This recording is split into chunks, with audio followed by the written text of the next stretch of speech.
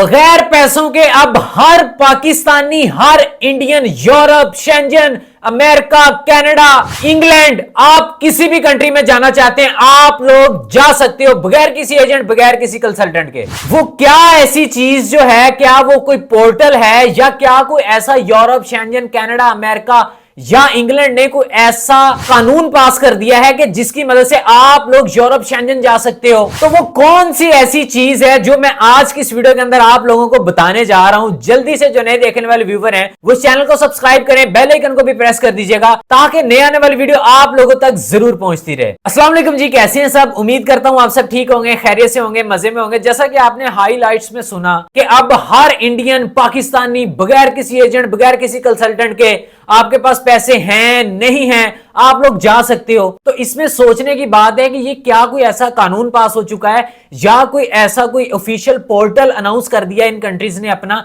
कि जिसकी मदद से आप लोग अब बगैर किसी एजेंट, बगैर किसी कंसल्टेंट के आप लोग जिस बंदे ने जिस भी कंट्री के लिए अप्लाई करना है क्या वो खुद अप्लाई करे? क्या कोई ऐसा कानून पास हो चुका है? क्या कोई ऐसी चीजें आ चुकी हैं मार्केट में? क्या होने जा रहा है ऐसा? मेरे साथ वीडियो में एंड तक बने रहिएगा, आपको तभी चीजें समझ आएंगी, तभी आपको पता चलेगा, तभी आप लोग खुद अपना केस करके, जो एम्बेसी की सिर्फ फीस है ना $180-85 बस, कोई खर्चा नहीं है। और तो इंशाल्लाह आपका 100/100% वीजा लगेगा, आप लोग यूरोप, शेंजन किसी भी कंट्री में जाके अपनी लाइफ सेट कर सकते हो। तो वो क्या ऐसा तरीकेकार है? देखें, मैंने एक सीरीज स्टार्ट की थी 70 कंट्री वीजा सीरीज, जो कि 2023 के वर्जन में थी। उसमें बहुत सारे कंट्री ऐसे थे, मैं उनमें 70 के 70 कंट्रीज को मैं कवर नहीं कर पाया था क्योंकि मुझे रिस्पॉन्स नहीं मिला इतना अच्छा, ठीक है, क्योंकि उस टाइम के ऊपर इतने लोग भी नहीं थे इस प्लेटफॉर्म पे, कोई फुरकान सरफराज को जानता भी नहीं था। लेकिन आज अल्लाह का करम है, अल्लाह की रहमत है, आप लोगों का प्यार है, आपकी मोहब्बत है, आप लोगों की वजह से जहां पर भी हूं, आप लोगों की वजह से हूं मैं। तो फिर मेरा भी तो फर्ज बनता है ना कि मैं अपने भाइयों के लिए, अपनी बहनों, अपने दोस्तों के लिए मैं कोई ऐसी चीजें लेके आऊं, कोई ऐसी आसानियां आपके लिए पैदा करूं। जैसे आप देखें, पहले लोगों का कम्युनिकेशन स्किल बहुत बड़ा मसला होता था, ये अब फेसबुक, व्हाट्सएप, ट्विटर्स कर दिया ना इन्होंने आके हल। तो ये प्रॉब्लम सॉल्विंग आइडियाज हैं, तो मुझे भी फिर आप लोगों के लिए कोई प्रॉब्लम सॉल्विंग चीजें लेके आनी चाहिए क्योंकि इस टाइम के ऊपर हर बंदे बंदे की तो जरूरत है ये। तो मैंने जो 2023 में वो स्टार्ट की, मुझे उसकी वजह से बहुत थ्रेट्स आई, मुझे बड़ा सिस्टम से इन्होंने गायब करने की कोशिश की, लेकिन खैर कोई मसला नहीं, मामला चलते गए। वो मेरे ऊपर एक बार अटैक भी हुआ, मैं पिछली वीडियो के अंदर भी मैं उसका जिक्र कर चुका हूं, लेकिन मैं इन चीजों को दोहराना नहीं चाह रहा, लेकिन मैं आपको फिर भी बता रहा हूं कि मैं अब 2024 के वर्जन में एक नई 70 कंट्री वीजा सीरीज स्टार्ट करने जा रहा हूं, जिसके अंदर मैं आपको बताऊंगा कि वीजा आप कैसे ले सकते हो, उसके लिए कौन कौन से डॉक्यूमेंट्स रिक्वायर्ड हैं, आपने जो फाइल रेडी करना होता है वो क्या होता है। अब इनको मैं डिस्क्लोज करने जा रहा हूं एजेंटों को, कंसल्टेंट जितने भी है ना, ये 2 नंबर माफिया को। याद रखें, मुझे इख्तलाफ उनसे है जो ये 2 नंबरी का धंधा करते हैं, ठीक है। बाकी पाकिस्तान में बड़े अच्छे अच्छे एजेंट मौजूद हैं, अच्छे अच्छे कंसल्टेंट मौजूद हैं जिनकी मैं दिल से बड़ी रिस्पेक्ट करता हूं, लेकिन मुझे सिर्फ, अगर मैं एजेंट कंसल्टेंट के खिलाफ नहीं हूं, मैं खिलाफ सिर्फ 2 नंबर माफिया के हूं, ठीक है ना। कुछ मेरी जो इनके साथ टसरबाजी है वो बहुत ज्यादा बड़ी गहरी बातें हैं, लेकिन वो मैं डिस्क्लोज नहीं करना चाहता। बाकी वो फिर कभी टाइम हुआ या मौका आया ना, जिंदगी ने मौका दिया, तो इंशाल्लाह फिर मैं तुहानू दसांगा,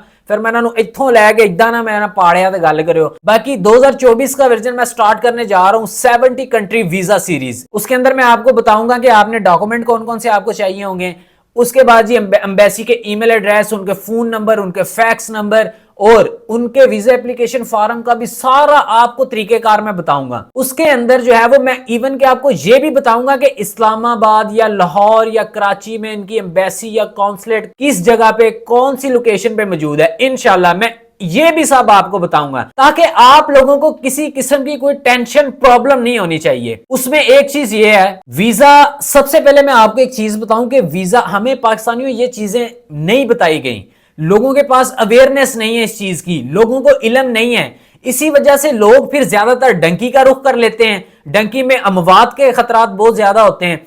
उसके बाद जी कुछ ऐसे 2 नंबर माफिया के हाथ लग जाते हैं, अपनी जायदादें, जमीनें, अपनी सारी जिंदगी की कमाई अपने बच्चों के मुंह से निवाले निकाल निकाल के लोग इन बेगैरतों के मुंह में डाल देते हैं, ये लेके फरार हो जाते हैं। तो मैं इसी चीज से आप लोगों को बचाना चाहता हूं, मैं इनको डिस्क्लोज करने लगा हूं सबको। इंशाल्लाह ये ईद के फौरी बाद, मैं अभी कोई कंफर्म डेट अनाउंस नहीं कर रहा, लेकिन बड़ी ईद से तो पहले ही इंशाल्लाह, बड़ी ईद तक तो हम उसमें इंशाल्लाह अल्लाह खैर रखे, हो सकता है बड़ी ईद तक तो मैं पूरी सीरीज ही कंप्लीट कर दूं। छोटी ईद के फौरी बाद मैं आपको डेट अनाउंस कर दूंगा, इतना ज्यादा लेट नहीं करूंगा क्योंकि मेरे एक दो टूर हैं किसी अदर सिटीज के अंदर, तो वो भी मैं अभी डिस्क्लोज नहीं कर सकता। तो ईद के फौरी बाद हैं, तो मैं इंशाल्लाह वो कवर करते ही इंशाल्लाह उसके बाद जैसे ही मैं अपने होम सिटी वापस आऊंगा तो इंशाल्लाह मैं वो सीरीज आपको स्टार्ट करवा दूंगा। लेकिन उसके अंदर एक चीज मैं आपको जो बताना चाहता हूं कि देखें, पाकिस्तानियों वीजा लेना किसी भी कंट्री का मुश्किल नहीं है, और ये हकीकत बात है। ये आप लोगों को सिर्फ ये एजेंट्स ने और कंसल्टेंट्स ने ना, ये आप लोगों के दिमाग में ये चीज बिठा दी हुई है, पक्की कर दी हुई है कि ये 45-50 लाख के ये वीजाज होते हैं।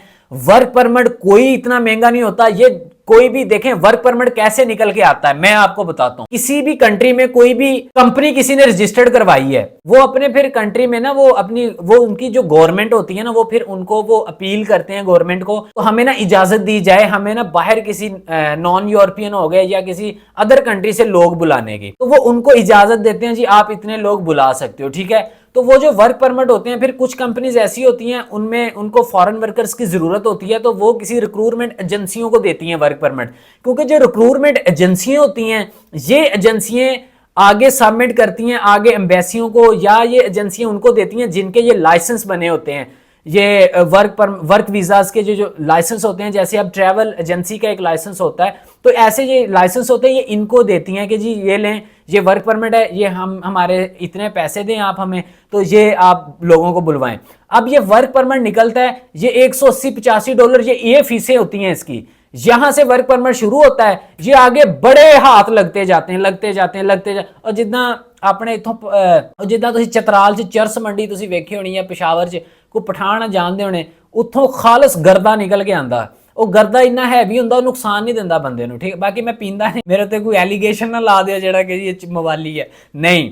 अच्छा वो ना उत्थों निकल के आंदा है, मैं तुहानूं दसां, असीं ये सारे माहौल जानते हैं बादशाह। अच्छा ये ना वहां से निकल के आता है गर्दा, मैं मिसाल तुहानूं दे रहा हूं, एक गर्दा निकल के आता है, ये अगे फिर मेहंदी मिक्स होंदी रहंदी है, ये अगे तो अगे कई हत्थ लगदा है, लगदा इत्थे आके ना फुल नाकस माल बादशाह बेकार माल हुंदा जेड़ा इत्थे आके विकदा अगे ते लोकी इस्तेमाल करते, लेकिन इन चीजों से दूर रहना चाहिए। तो वर्क परमिट का भी यही सिलसिला है, ये बड़े हाथ लग के आता है ऐसे ना आगे, तो ये इतनी कॉस्ट कर जाता है, ये सरासर हराम खाते हैं। और मैं मुंह पे कहता हूं उनको, मैनू किसी का कोई डर नहीं पिया, मैनू ये कहते मार देना, मैनू मार दो मारना, मेरे मां प्यो को 2 हो रहे ने, अल्लाह का शुक्र है, ते कोई नहीं, जे एक चला गया दूजा आ जाएगा फील्ड दे विच, ये गल कोई नहीं है। अच्छा बाकी इंशाल्लाह इनको मैं फुली डिस्क्लोज करने जा रहा हूं। अगर आप लोग ये सीरीज ये चीज चाहते हैं तो भैया इस चीज के लिए मेरी एक शर्त है, बात है सीधी, क्योंकि आप मेरी फैमिली हैं तो मेरा ये फर्ज बनता है, क्योंकि आप मुझसे डिमांड करते हैं तो मेरी भी जिद है भाई, मैं भी तो को डिमांड कर रहे हैं। क्यों, मेरी क्या जिद है? मेरी जिद ये है कि भाई इस वीडियो के ऊपर ऐसा रिस्पॉन्स आना चाहिए कि मेरे चैनल पे जो मोस्ट पॉपुलर वीडियो है ना, उससे कहीं अच्छा मुझे रिस्पॉन्स चाहिए। उसकी वजह क्या है? वजह यह है कि भाई मैं जब ये सीरीज स्टार्ट करने जा रहा हूं ना, तो मुझे एक बहुत बड़ी ट्रैफिक चाहिए अपने चैनल के ऊपर, ताकि मैं इनको डिस्क्लोज करूं तो मैं फिर अच्छे तरीके से करूं। तो फुरकान सरफराज आर्मी तैयार हो जाए, अब इस वीडियो को फैलाओ, जितना हो सकता है इस वीडियो को शेयर करो। व्हाट्सएप पे जितने नंबर हैं सबको, जितने रिश्तेदार दोस्त अजीज सारे हैं ना, उनको ये लिंक आप फॉरवर्ड करो, एक अमानत समझ के या एक सदका जारिया समझ के ये कर दें आप, क्योंकि इससे बहुत ऐसे घर जो कि फ्रॉड का शिकार होने से बच सकते हैं। पाकिस्तानियों हकीकत बात मैं बता रहा हूं, आप ये इस रास्ते पे निकले, पॉजिटिविटी में आए, जो इसका आपको रिस्पॉन्स मिलेगा ना, इंशाल्लाह आप लोग दुआएं दोगे सारी जिंदगी। आप बताएं, किसी बंदे ने इनको डिस्क्लोज नहीं किया, किसी के अंदर इतनी जुरत ही नहीं आई, तो सीधी दसा एक तबके तो उतला उतले तो उतला प्रेशर ही इतना होता है यार। पिछले दिनों वो उसकी डेथ हुई, वो क्या था, ये पुलिस में ही था वो लड़का, वो बता, वो उसके ऊपर कितना प्रेशर था। जो बंदा सच्चा है, मुखलस है, उसको इन्होंने सिस्टम से उठा के फेंका, जेलें कर दी इन्होंने। मुखलस लोग जो थे ना मुल्क के साथ, वो आज अंदर बैठे हुए हैं, उनका नामो निशान ही नहीं है। जिसने आके अपनी कौम के आगे बात पेश की, जिसने आके इस कौम को चीजें बताई, अपॉर्चुनिटीज दी। आपको पता है कि आप किसी कंट्री के अंदर आप चले जाएं, अब हमारे डॉक्टर अब्दुल कदीर खान साहब जो हमारे नेशनल हीरो थे, उनके ऊपर मूवीज बननी चाहिए थी। जब उनकी डेथ हुई, वो बेचारे फुटपाथों पे इंटरव्यू देते चले गए दुनिया से, वो नाराज गए हैं पाकिस्तानियों आपसे। अब ये ना समझो, आप तारीख उठा के देखो अपनी, ये वो लोग हैं, इन लोगों ने किसी को कुछ नहीं दिया। बाकी ये मेरा मुल्क है, ये किसी के बाप की जागीर नहीं है। या ये ऊपर जो इसके बड़े बैठे हुए हैं ना आजकल, घरों घरों में जाके तो ये कर रहे हैं, वो दिखावे कर रहे हैं। ये किसी के बाप की जागीर नहीं है, ये मेरा मुल्क है, मुझे आजादी है, मैं जैसे खुला घूमूं यहां पे, और मुझे इस चीज की भी आजादी है, मैं जो मर्जी अपने लोगों को गाइड करूं, जो मर्जी अपने लोगों को बताऊं। अगर किसी को मुझसे कोई तकलीफ है, मैं पहले भी बात की है, अब फिर मैं कर रहा हूं कि वो मेरे सामने आए, सामने आके बैठे मेरे साथ बात करें, मर्दों की तरह सामने आए। ये फोन पे, ये इंस्टा पे, ये व्हाट्सएप पे जी इंज कर देना, असि चुक लेना, असि ऐदा कर लेना, ਇਹਦੇ ਨਾਲ ਕੁਝ नहीं होना पुत्र।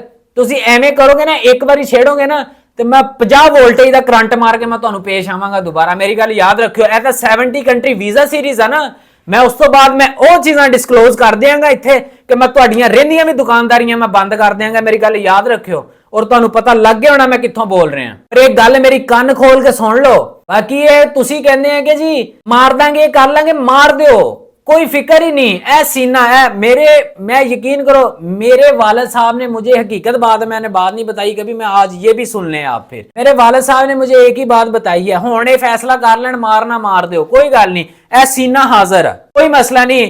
मैं सुकून ना मरांगा, मैनू इस चीज की राहत होएगी कबर के अंदर कि मैं कोई गलत काम पीछे नहीं मरिया, मैं 2 नंबरी फ्रॉड करके नहीं मैं मरिया। अज जे मैं मरिया तो मैं अपने हक ते मरिया। मेरे वालिद साहब ने मैनू एक गल कही सी, ठेठ पंजाबी है हम भाई, बात है सीधी। लोग कहते हैं जी उर्दू बोलें, ये बोलें, भाई नहीं बोली जाती, ठीक है, सीधी गल। असी कोई मम्मी डैडी यो फो शो वाले कल्चर के लोग नहीं है। तुसी मेहरबानी करो, ये पंजाबी साडी जुबान है, साडा कल्चर है, इनू भी जिंदा रखना। असी वो कौमी जुबान है, उन्होंने भी जिंदा रखना, वो भी आपका हक है। और ये 2 टच लिया करें पंजाबी और उर्दू के। मेरे वालिद साहब ने मैनू एक गल कही, उन्हें कहा पुत्र जिदण कहंदा तेरी कंड च गोलियां लगियां हुई ना, तो कहंदा कसम खुदा दी, कहंदा मैं तेनू मैदान चो नहीं चुकांगा। उन्हें कहा सी अगर गोलियां खानियां सीने ते खा के मरी, मैं तेनू फखर ना चुक के लिया के दफनावांगा। भाई ये सीना हाजिर है, सीना ये देगा कौम का बेटा, खून हम देंगे अपनी कौम के लिए, अपने मुल्क के लिए।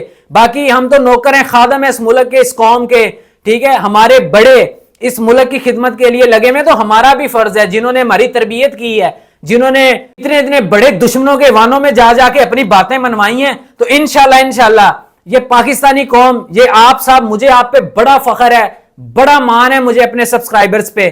मैं आपकी बहुत रिस्पेक्ट करता हूं, दिल से रिस्पेक्ट करता हूं। आप ये वीडियो को ज्यादा से ज्यादा शेयर करें, और एक सदका जारिया समझ के शेयर करें, अमानत समझ के शेयर करें, तो इंशाल्लाह सारे मैं झग वांगू बहा देंगा थले, तुसी टेंशन नहीं लेनी। बाकी तुसी मेरे लिए दुआ करते रहो, इंशाल्लाह कावां दे के ढगे नहीं मरदे हुंदे, ते टेंशन नहीं लेनी है। धमकी धुमकी दी आदत बन गई है। सारी गल तुहानूं दसां, शुरू मैनूं डर हुंदा सीगा, सारी गल कोई नवें बंदे नूं कोई चीज़ एवें दी आवे, शुरू डर हुंदा सी, लेकिन हुण सीना चौड़ा करके फिरदा। बाकी इंशाल्लाह कोई टेंशन नहीं हैगी, अनाउंस करके जावांगा इंशाल्लाह, जेड़े मैं शहरां नूं टूर करांगा, ते मैं अनाउंसमेंट करके जावांगा, जिन्हें मेरा जो करना होया उत्थे कर लवे। बाकी जो दिन कब्र के अंदर है वो बाहर नहीं, जो बाहर है वो अंदर नहीं। जो आपके नसीब का है पाकिस्तानियों, वो कोई ले नहीं सकता, जो नहीं है वो आपको कोई दे नहीं सकता। तो इन बातों को ज़हन में रखो। जो बंदा सिर्फ उस एक से डरता है, वो दुनिया में किसी से नहीं डरता। हमें कोई डर खौफ नहीं है किसी का। जेड़ी गोली इत्थों लंघनी है, वो भाई लंघनी है, वो असी इदा करके कबूल करांगे। बाकी इंशाल्लाह ऐसी ही इंफॉर्मेटिव वीडियो मैं आप लोगों के लिए लेके आता रहूंगा। वीडियो अच्छी लगी है तो चैनल को भी सब्सक्राइब करें, जरा बेल आइकन को भी प्रेस करें। तो इंशाल्लाह मैं अब इसकी एडवर्टाइजमेंट मैं अपनी बाकी वीडियोस में भी करता रहूंगा, क्योंकि बहुत सारे लोग ऐसे होंगे जो नए आएंगे, उनको इस चीज का नहीं पता होगा। तो मैं डेली बेसिस में थोड़ा बहुत वीडियो के अंदर बताऊंगा कि मैं एक 70 कंट्री वीजा सीरीज स्टार्ट करने जा रहा हूं। फुरकान सरफराज आर्मी को ज्वाइन करें, तो अपने फ्रेंड्स एंड फैमिली के साथ भी इसको शेयर करें। बाकी पा देंगे, नेर चक देंगे फटे, टेंशन नहीं लेनी। ओके, अल्लाह हाफिज।